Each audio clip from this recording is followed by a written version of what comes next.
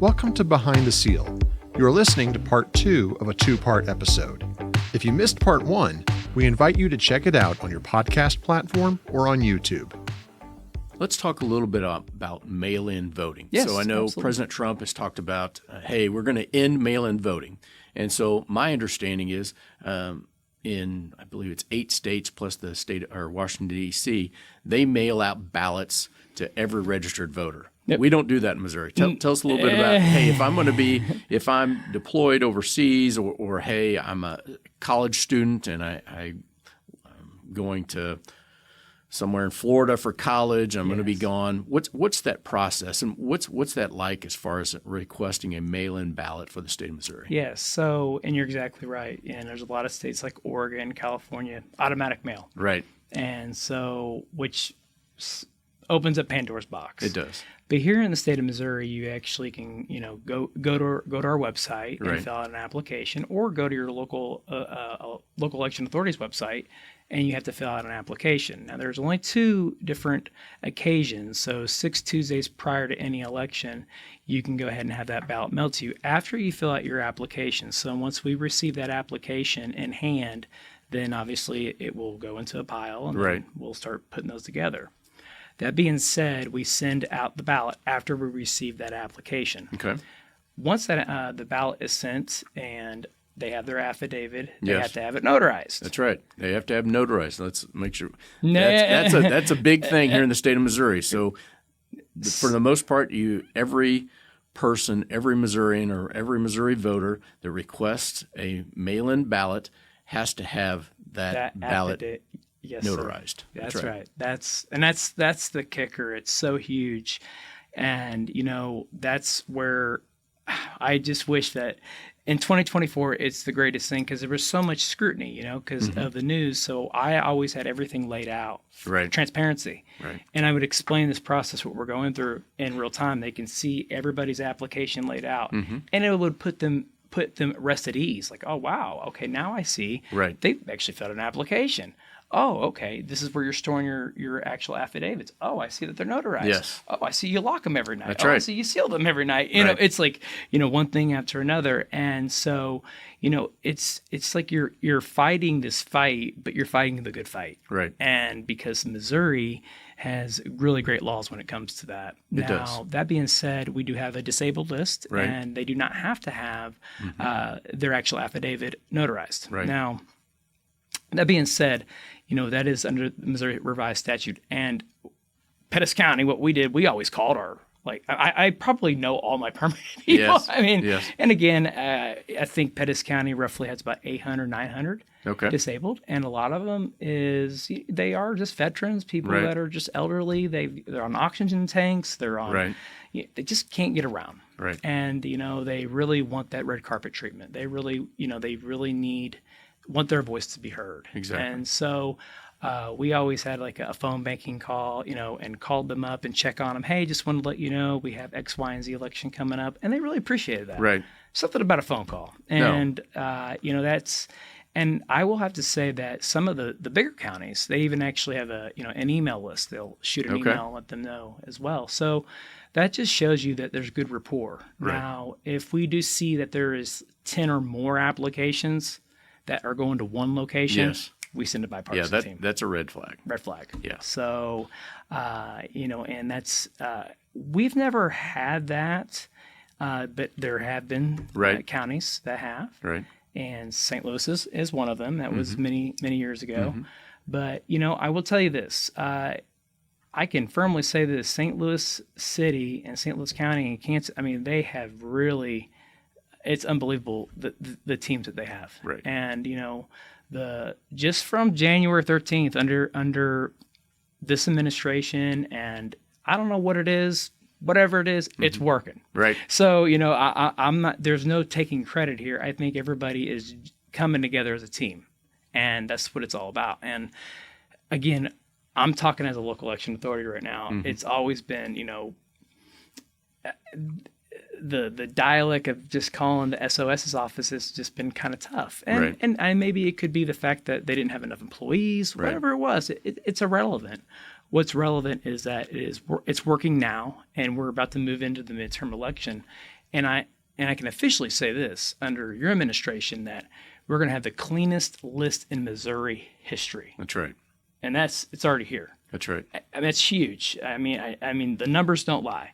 And it's unbelievable. I mean, from the charts, we got it from 2008 all the way till today. And, just for the death records, and then the duplicates. And then, obviously we're moving into the save part of it, and we're about to obviously send out letters here soon. So that being said, it's very neat to be a part of that. And I know that the local election authorities are very excited about that too, because they were like me, they just didn't have, they only had the tools, what they had. And so, under your administration, this is something that you have jumped on. I mean, this is huge. I mean, I think a couple weeks ago, we had over 200,000 ineligible registered voters. Right. And when people say, well, you're just purging. No, we're not purging, guys. This is, it's not. We're making it a priority. That's right. And you're doing your due diligence, and the local election authorities are too. That's right. So, and that's what it's all about. So the off year has been this year, and the cleanup has been huge. And there's still work to be done, like you said. This ain't just you get it done and then it's an ongoing process. It is most certainly an ongoing thing. Let's pivot a little bit and talk about the initiative, petition, and kind of ballot access. Yeah. So right now they're in special session. Yes. At the Capitol, talking about initiative petition reform. Yes. And I don't know, have you been following that bill? Oh yeah. Yes. So some of the great things that I've always said that, hey, it's too easy to put something in the Missouri Constitution. It needs to be a little bit harder to put something in the Missouri Constitution. We have bingo. And I'm talking about having a bingo card in the Missouri Constitution. Yes. And so what we've seen an influx of out-of-state special interest groups that come into Missouri, spend several millions of dollars because they can't get whatever their idea is passed through the legislature. Most of the time, in my opinion, it's not real good ideas. But and so Missouri has one of the most lax, easiest ways to get something in the Missouri Constitution with just 50% plus one person. Absolutely right. It's actually the worst, one of the worst. Yes, it really is. I mean, to change the Missouri Constitution. That's right. I mean, in my opinion, the Missouri Constitution, sacred's not the right word, but it almost is sacred.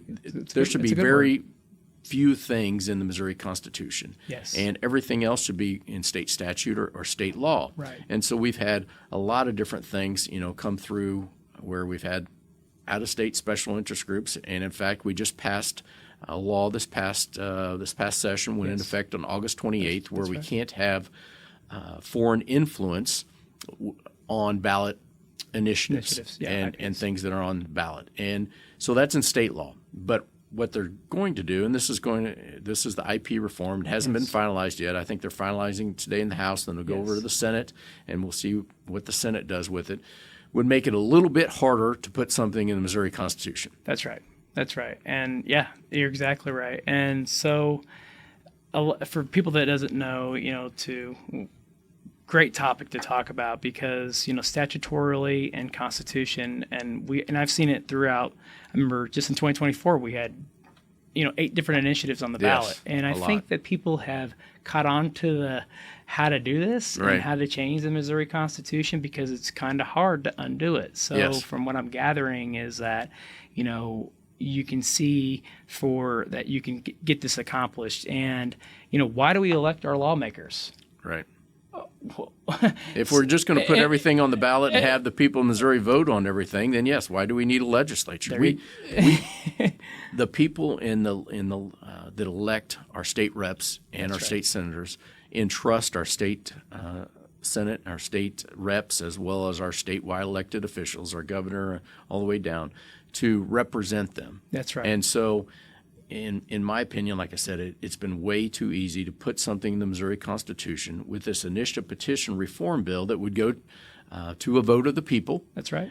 So the people of the state of Missouri are going to have a chance to vote on this in 2026. The governor will decide if it's going to be in August of 2026 or November of 2026. Yes. Now, one of the things that would say is not just 50% plus one person in order to put something in the Missouri Constitution, But in all eight of the congressional That's right. districts, it has to have 50% plus right. one person as well. So it sets a little bit higher threshold. That's right. And so you can't have these out-of-state special interest groups just come into Kansas City and St. Louis and run up the vote totals there, forget about rural Missouri, and vice versa. You can't have somebody run up the vote tally in rural Missouri and leave out St. Louis and Kansas City. And that's just to be in the Missouri Constitution. Now, they can still put things forward that would be going to state statute and on the ballot box. And that would not require, I don't believe that requires the higher threshold just to put in state statute. Yeah, so state statute, it's going to be 5% of the last gubernatorial, so everything will stay the same. And then obviously the same process, 8% for Constitution. And just echoing what you said is that not only that it's great and dandy that you can pass something. It kind of reminds me of electoral college in a sense. The way it may end up going, that you can pass something unanimously, by a simple majority. However, you have to get all 8 congressional districts. Right. And so me and my mom were talking about this. She's like, is this good?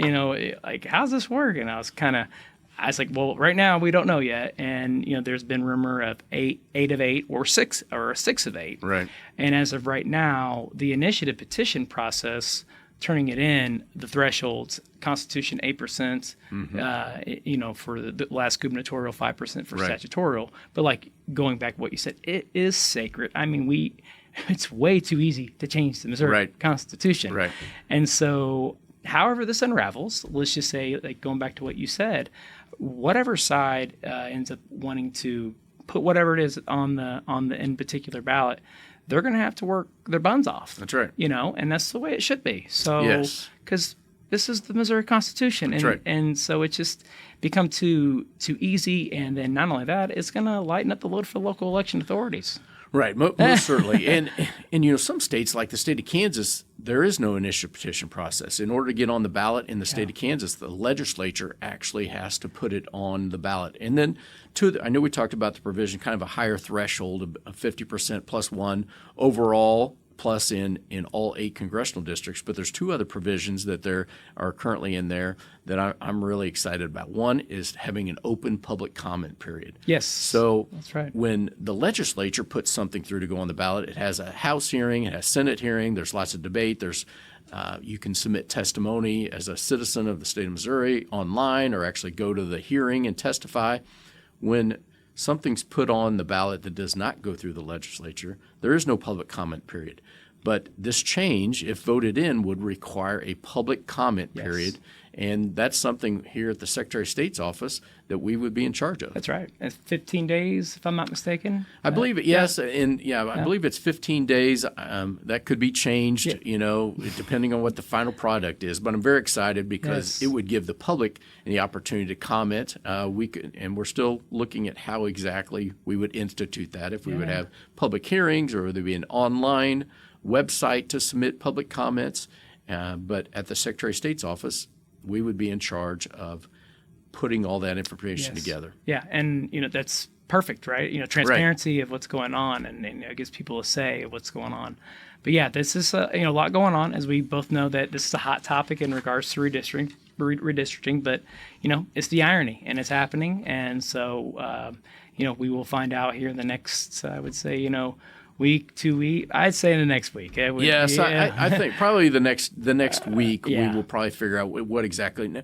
But the second provision on that, and I mentioned that already, that hey, the legislature and the governor signed a state law that says, hey, out of state or out of country special interest groups can't influence our ballot initiative elections, and so that's currently state law. Yes. But if this initiative petition reform bill is passed by Missourians and they vote for it, it would put that in our Constitution. Yes. And I think that it is something very worthy of being in the Missouri Constitution, to say, hey, we don't want China or Russia or any of our, especially our whether a foreign adversary or not, we don't want them influencing a ballot initiative. Yeah, right. And so that would be enshrined in the Missouri Constitution. I think that is a good place for that to be, is in the Missouri Constitution.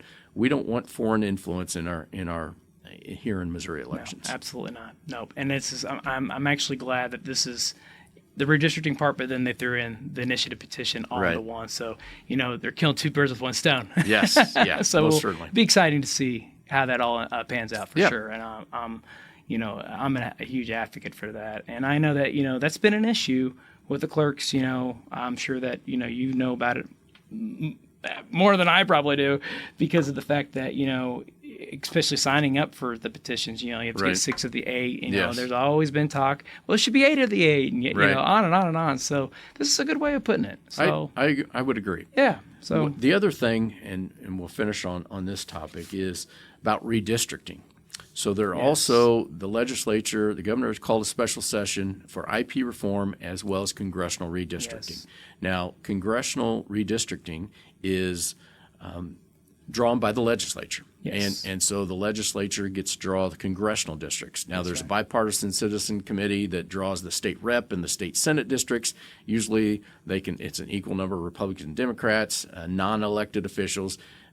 They usually can't ever agree, and then the courts draw it. But we're talking about congressional redistricting. And so Governor Keogh called a special session to mid-decade redistrict. That's now, right. in my understanding, it is very rare. Maybe it's not been done in the state of Missouri ever before, but it is legal. There's nothing that says that we can't redistrict right in the middle of every 10 years. Yeah, that's right. During the census, so that's right. It's throwing everybody off, as we can see, but it's what's happening. So it'll be very interesting to see. We've already kind of seen the first map that's been presented. I believe it already passed out of committee last week. Yes. So now it's going to be on the House, and so on and so forth. So it's a lot going on, and going through that, I was just looking at the map right now. It's always nice to see the congressional lines following the county lines, because I'm thinking like a local election authority. There's nothing worse having a line going through the county. So I think it's maybe Boone, Jefferson County, Webster County. There's a few already. Jackson, yes. St. Louis County. So. It will not affect a lot of your rural, county clerks. So that being said, it still has to be done. And however this ends up unraveling, it's going to happen one way or another. So it'll be very. We're just living in some different times. It's exciting. I'm very excited. I'm very excited. So in 2022, I know you probably find this hard to believe, I fought for a 7-1 map, 7 Republicans and 1 Democrat, and so now to have that opportunity, the legislature with the governor calling for a special session. I'm excited to see what exactly that the legislature passes and see what those follow. But you mentioned it, compact and contiguous. We're trying to keep all the counties together that you can. Yes. That can't always be done because each of the 8 congressional districts has to be about relatively the same as far as population. Yes. Well, there's no way to keep every county whole and still have equal population representation within those districts, and so that's I'm excited to see what exactly the legislature puts together.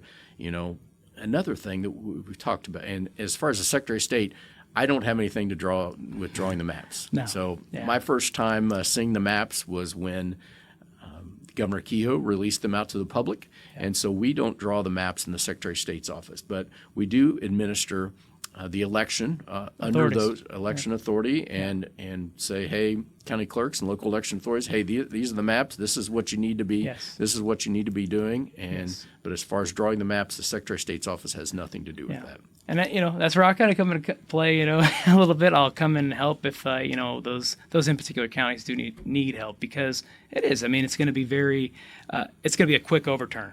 Because we know that candidate filing starts in February, which is right around the corner. That's right. And it's stressful for those counties that may have to split those in particular districts. So you want to make sure that people are in the correct district when you get your ballot. So That being said, it does take time. Redistricting is a little bit stressful, but it's just the congressional ones. It's not going to affect everybody, Right. but still, that's address library and GIS is always fun to get into. Right. Yeah, I'm sure you're going to be getting a lot of calls from local election authorities and the county clerks, Yes. especially ones that are affected by this redistricting map. Yes. I'm assuming it's going to pass out of the legislature. Obviously, the governor's going to sign it because he's the one that called for the special session. And so I'm sure your phone's going to be ringing quite a bit as far as, hey, Nick, I need some help. I need some help. How do I do this? Or whether it's a new clerk or, obviously, if it's a new clerk since 2022, they haven't dealt with this before. No, they haven't. Yeah, and even your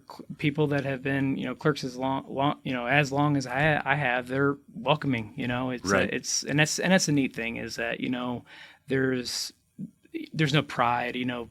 All the especially your larger jurisdictions and even the smaller ones, that people that have been there for a long time, they're very welcoming. They're just like, we want you to come in. Yes. We want help, and so. And that's the way it should be. And Right. that was part of this process and the vision that you've done. So this has been, it's huge, but I always tell myself, how do you eat a hippo? That's what I always tell them. They're looking at me and I'm like, it's one bite at a time. That's right. It's one bite at a time. That's right. So Small steps. Small steps. So it's I've really, always used the analogy. I said, hey, many times we try and hit a home run and we strike out every time. Yes. But if you hit 4 singles in a row, that counts for the same number of runs. You're right. And so sometimes it's just you got to take those small steps in order to get to the bigger picture. Yeah. So, I said that was the last one. One more thing. So Yes. looking forward to 2026, it'll be my first elections as Secretary of State. It'll be your first elections Yes. as Director of Election Integrity. One of the things when I was first elected, they said, hey, we need to debrief you on a couple things. And one of those things was, hey, the Secretary of State's office, these hackers try to cyber attack us every day. Yeah. Every day we're trying to be cyber attacked to get in the voter registration rolls, to get in the business services. And I think my comment back then was like, oh, okay, well, who's our IT person? They said, well, our IT director has been here for a number of years. Yes. I'm like, great, that's awesome. And they said, well, he's retiring December 31st. And so, but you mentioned before, our IT team does an excellent job. They are on top of things. Cybersecurity is just so important here at the Secretary of State's office to make sure that data is kept confidential, kept secure. Yes. And and for those that we get cyber attacked every day. I mean, who hasn't had if I was took a poll and said, hey, has anybody never had a computer virus on their phone, on their laptop, on their computer, even on, nowadays with new cars and trucks, it's all computerized. Yes. Everybody's had a computer virus. And we have to remember that's not a virus like I say, it's not, I think many times we think of it more like a cold. Well, it's a cold virus. No, like there is somebody physically like you and I that is sitting behind a computer and trying to hack into our systems here at the Secretary of State's office. It's actually a person that's doing that. It's not some cold virus or something like that.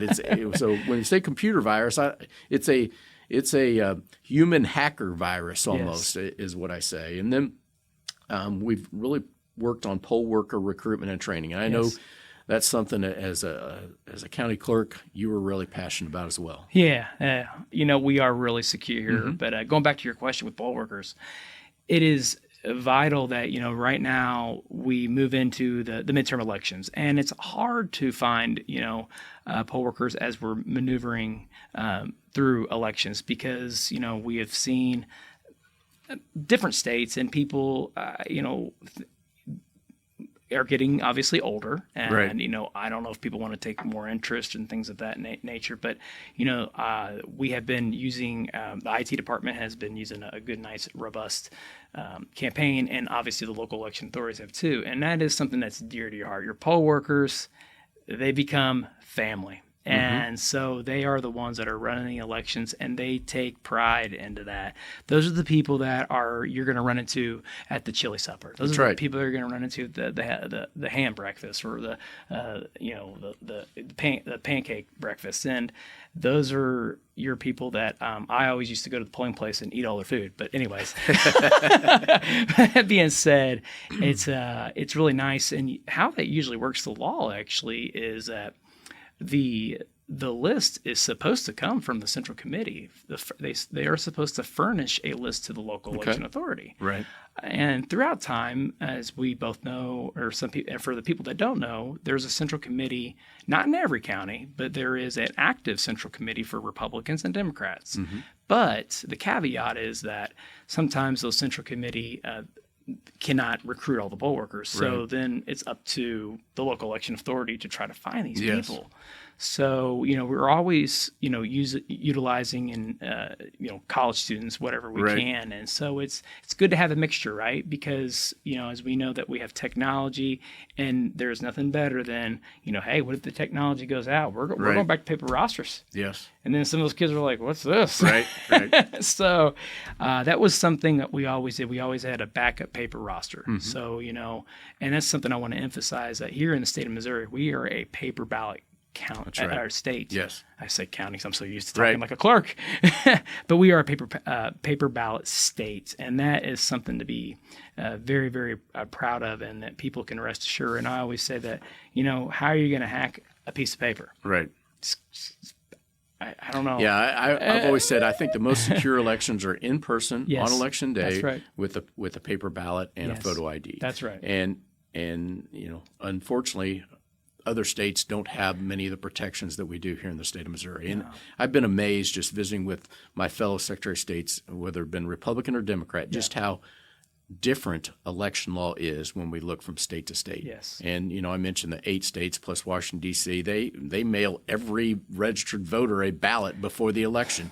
Some of those states have ballot drop boxes. We ban ballot drop boxes. We don't mail every registered voter a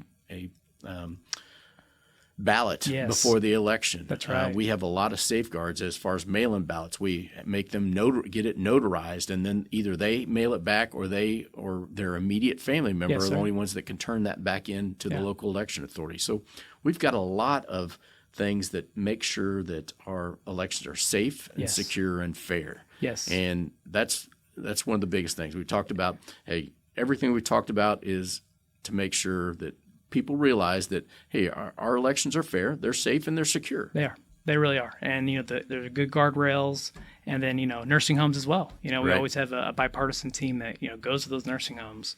So just in Pettis County, we have 11. So then you have that bipartisan team. And again, those people really do appreciate those things. So it's a lot. And you're exactly right. You bring up really good, valid points, because it is surprising. You see different states, you're just like, wow, this is crazy how they're doing it here. And then, you come to our state. So we're very fortunate here in the state of Missouri, the way that we really have these good safeguards for sure. Most certainly. Absolutely. Well, Nick, I want to thank you for your leadership and election integrity. I know you're a hard charger, and there's no grass growing underneath your feet. And most certainly I appreciate all your leadership and your service on this issue. And, hopefully people realize that once they hear more of our message and things like that their voice is being heard, their ballots are secure, and our elections are fair here in the state of Missouri. That's right. And so I want to thank you again for joining us here on the show, and also inform listeners that they can find out more about our elections, more about the Secretary of State's office and all the different divisions and agencies that we have at sos.mo.gov. I'm Secretary of State Denny Hoskins, and thank you for joining us at Behind the Seal.